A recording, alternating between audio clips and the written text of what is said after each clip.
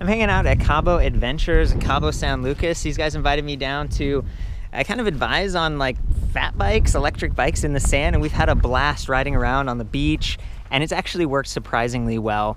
Some of my favorite bikes have been the RadRovers, okay? This is your standard fat tire, 26-inch by 4-inch fat tire bike.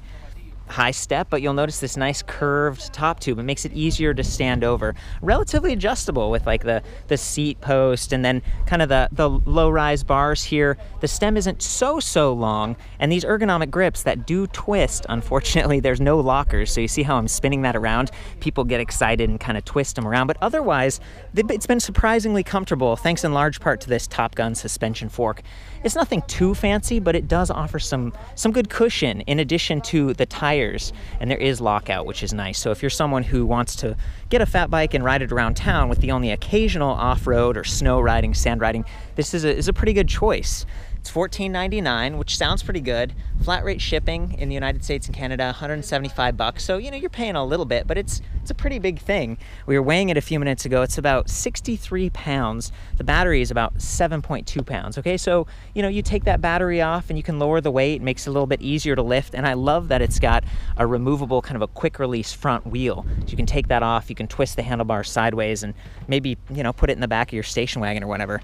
A couple of the other things that I love about the bike is that they've included bottle cage bosses right here, right where the top tube and the down tube connect. So you can actually have 2 drinks, really easy to access. A lot of times, you know, I'm complaining that there aren't bottle cage bosses down here.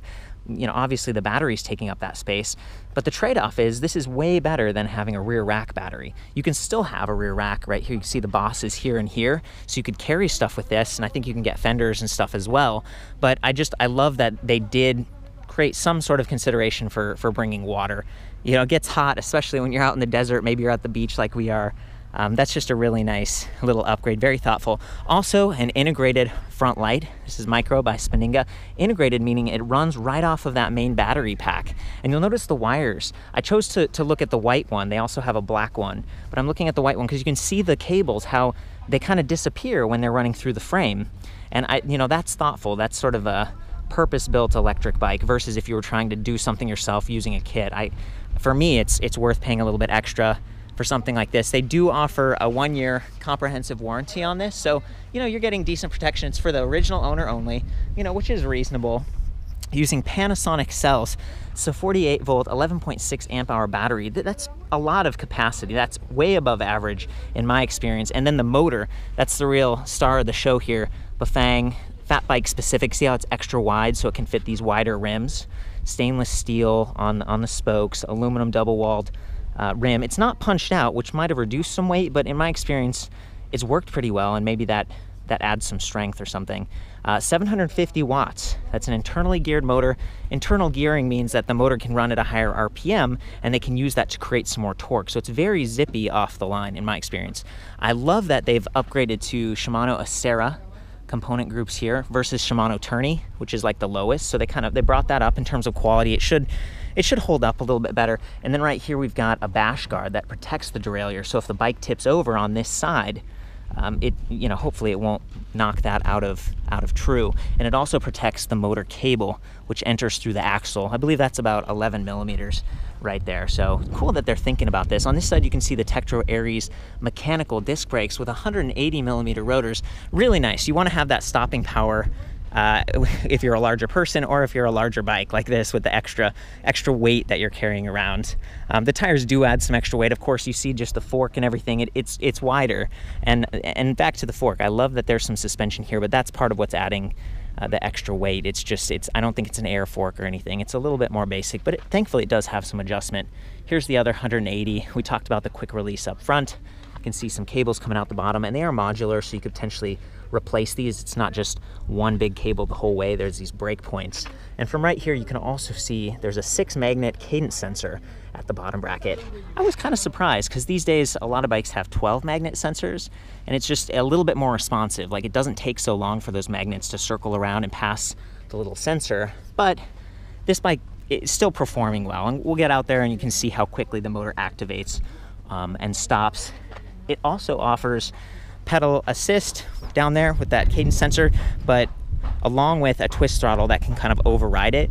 And that's been really handy. You know, when I found myself climbing a hill unexpectedly or getting into some soft sand and just needing to like juice it and add some extra power, I love that you can override it. But one feedback point is that they've also added a button here so you can activate or deactivate the throttle. If you're someone who has had moments where you got excited and kind of like squeezed down, you'll know that it's easy to kind of accidentally activate a twist throttle. Also, I've heard from some women that, like, you know, the smaller hand twist throttles aren't as comfortable as thumb throttles. So I'm looking at a couple other bikes today, and some of them have thumb throttles.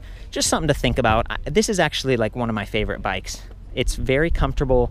I feel like the stem and the riser bars and the grips, it just feels good to me.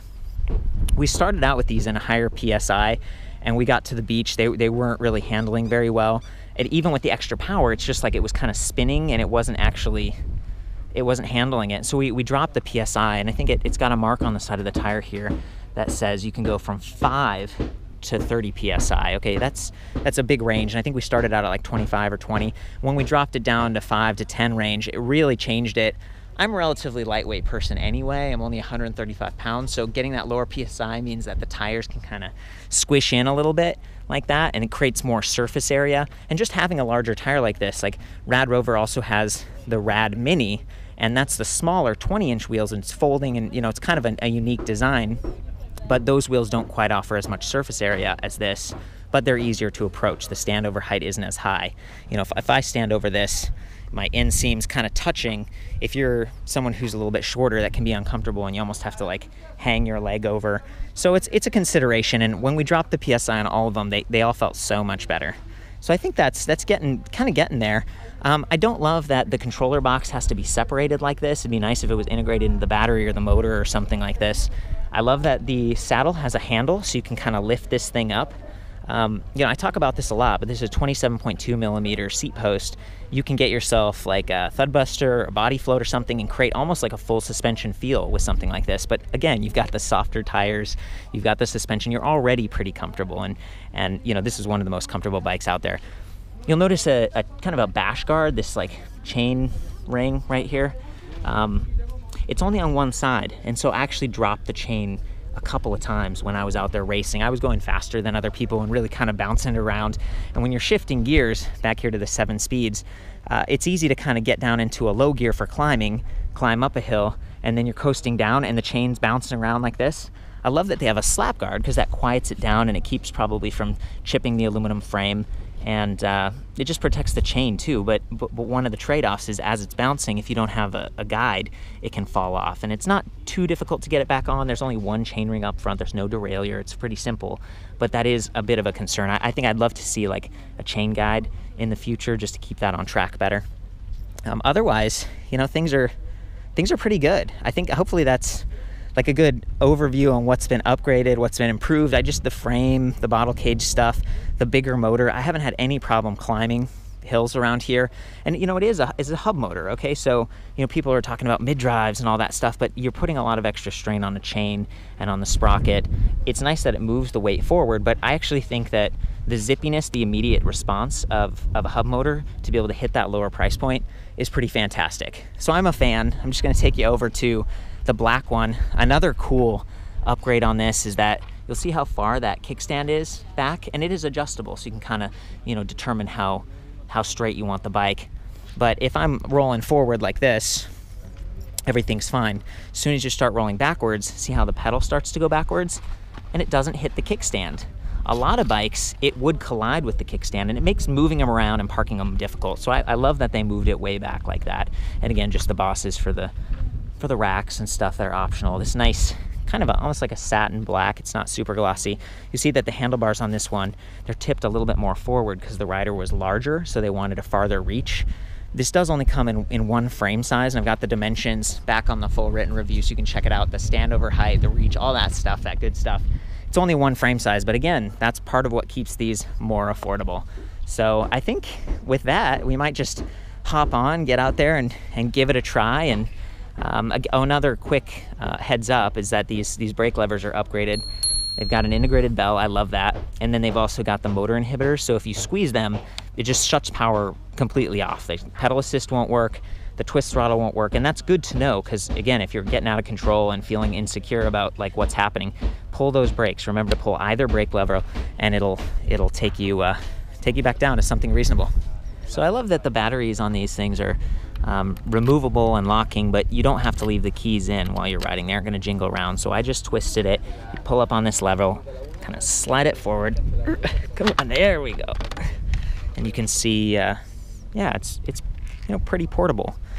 There's the track. It's got 3 different anchor points right here, so it's really strong. That's what you want to see. And again, low and just really nicely mounted. Just get this thing lined up. Put it back in, turn the key. I think we're good. There we go. Now, one of the other complaints I had about this battery setup, though, is you have to power it on separately. So now that's on. Now the display is accessible. We can go ahead and power that up using that display. But I wanted to mention there's a USB charging port on the side of this. So if you have portable electronics or another light or something, you can actually power it off the battery, whether it's on the bike or not. And in some ways, maybe that's why they have the separation of power, so there's no phantom energy draw. You can just completely shut that off, or sometimes for transport, it's helpful. Here's the charging port. The chargers are pretty small and lightweight, so kind of what you'd come to expect. But if you actually have a USB plug like in there, imagine it sticking out the side, kind of like the keys. It's sticking out the side right like this. When you're pedaling, you could potentially hit that with your knee or your leg. So it's kind of a mixed thing. It's nice that it has it, but it'd be a little bit cooler if it was up here by the display. So the display is fixed, meaning you can't really take it off. So for someone who's parking outside, it's sort of like, well, it might get a little more exposure. But it does have a remote button pad, so you can press mode. There we go, and it turns it on. We've got all of our standard readouts here, 5 bars for charge level, 20% increments. We got an odometer here. It's been 5 miles so far. Speed, we're at 0, and then pedal assist level. So there is 0. We've got the throttle kind of turned on right now, and there we go. It actually has a throttle mode, so you can just go throttle only, and that's kind of nice, because sometimes you're cruising along with throttle mode and you pedal, and then whoop, you're in pedal assist. It can be kind of surprising. So I love that. It seems like it has all the different options here. That button makes a big difference, because now I undo that, and it's completely off, and I can worry about pedal assist. So 1, 2, 3, 4, 5 levels total. Of course, the higher you go, the more like responsive and just like zippier it's gonna feel, but you're gonna wear that battery down more quickly. They estimate between 20 and 40 miles, and it really depends on the air pressure, the terrain, how heavy the rider is, what kind of weather, even like the wind. We've got a little bit of wind today, and that can slow you down. But in my experience, I mean, we've gone 5 miles the other day, and we were only down like 1.5, 2 bars, and that was pretty rigorous terrain. Talked about the shifter earlier, but if you're someone who's riding in the snow and cold weather, this is sort of a more basic shifter. There's the kind of easier up here and harder down here, but you'll see how far apart they are and how big they are. If you have gloves on, this is actually a decent choice. Okay, so here's the display again. I think if I push the mode button, it shows different things. So I've got my trip meter versus odometer. I think if you hold up and down for a couple seconds, you can go in here and you can change the wheel diameter, and you can change the top speed here, miles per hour versus kilometers per hour. So that's kind of cool. And then I'll hold them again together. Try to exit this. Maybe I have to hold the mode button down for a couple seconds, and it exits. I believe if you hold the up button for a couple seconds, oh, look, it changed to average speed instead of max speed. There we go. If we hold the down arrow for a couple seconds, walk mode. So that's kind of cool. I'm trying to figure out the light. I'm not really sure how that works. Maybe it's up in mode. Yep, there we go. Holding up in mode, and now we've got our light activated. That's pretty cool. So again, I love that. And the light back here, it's like, it's independent. It's not wired in, blaze light.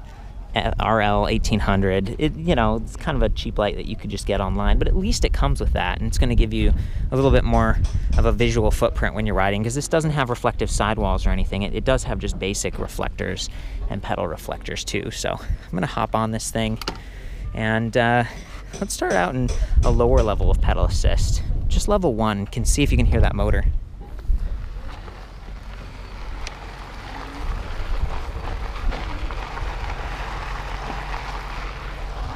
it's going. It's helping me. You know, we're like 5 miles per hour, and it really kicks in for some of that climbing I was doing a second ago. Like right here. Oh yeah, oh boy. It's a beautiful view. Okay, now I'm gonna take it up to level 5, and I'm gonna turn off that light again by holding mode and up. This time you're probably really gonna see it kick in, and you have to be kind of careful, especially if you're in soft terrain, because it can kind of feel unstable.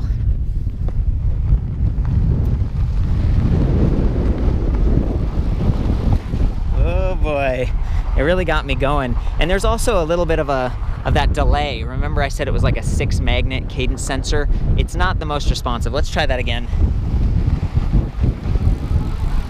Whoa boy.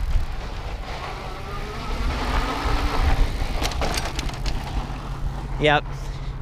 This might be an area of possible improvement. Get that 12 magnet sensor out there. Just so it cuts out a little faster. But remember those brake levers, because at any time, I was doing that purposely to see how long it took, but those brake levers they're your friends. You know, let's override it and do twist throttle this time.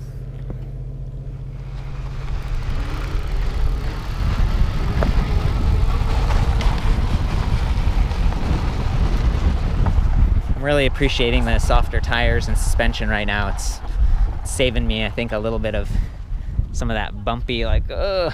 It's a lot of fun. Okay, let's go check out the sand and get to the beach.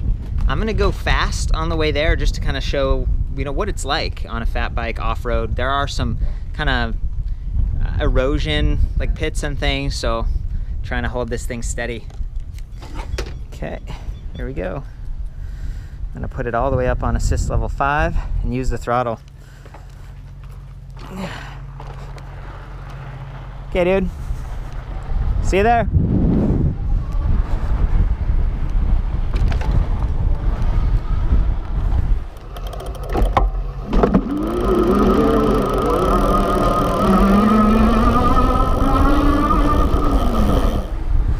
Turning is like the biggest thing. You want to slow down and put your outside foot down to kind of keep your weight low. There we go. There's our top speed of 20. We're climbing. I'm in 7 now in terms of gears.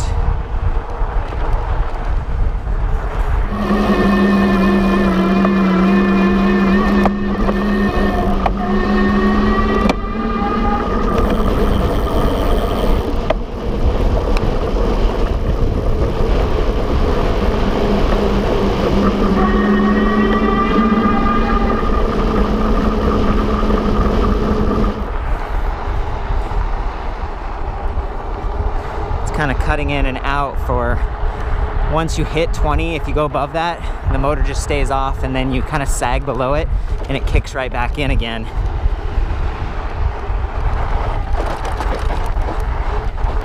Loving the suspension. We got the PSI around like 7, so a lot of cushion from the tires too.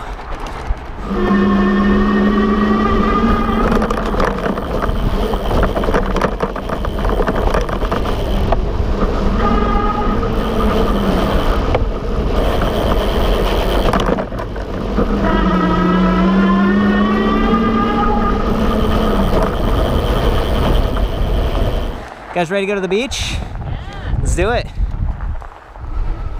Let me take it down to like level 2. This is where we were riding yesterday to conserve battery. It seems like, you know, yeah, it's helping me a little bit up this hill. I'm only going like 7 miles per hour. Feels more stable, less of a chance to slide out.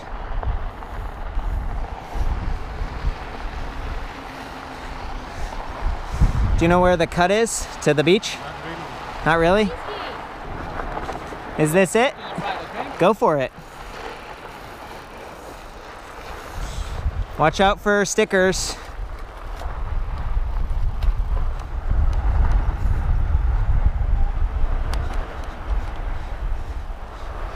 Oh yeah. You can use that rear brake to slide out. There you go. Careful on the really soft stuff, guys. It's a very soft sand. for stickers.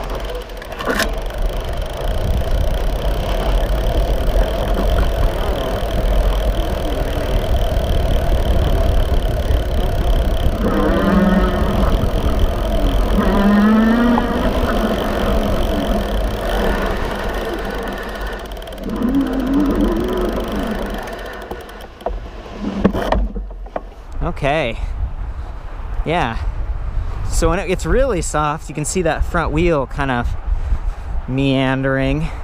Staying in these tire tracks helps. It's really nice if it's smooth. Oh yeah, and use that back brake to kind of slide out, and then it becomes kind of fun. Yeah, this is soft sand right here. This is the kind of stuff, you know, if people walking through it, there's footprints.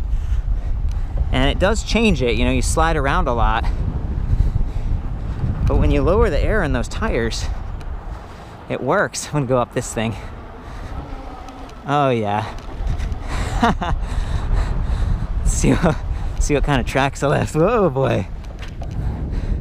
See that circle? I'm gonna climb that. No problem.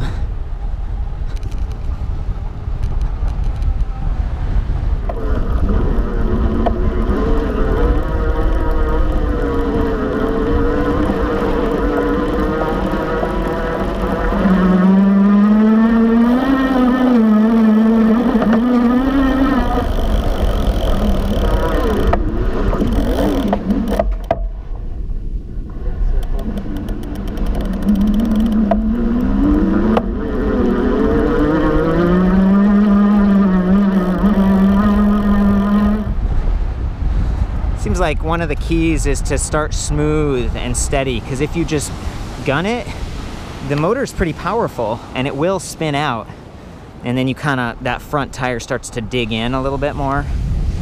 And of course, if you're near, hey, look at the crab. If you're near the heavier sand, the wet sand like this, I mean, then it's really solid. It feels more like riding on the street. Performs great.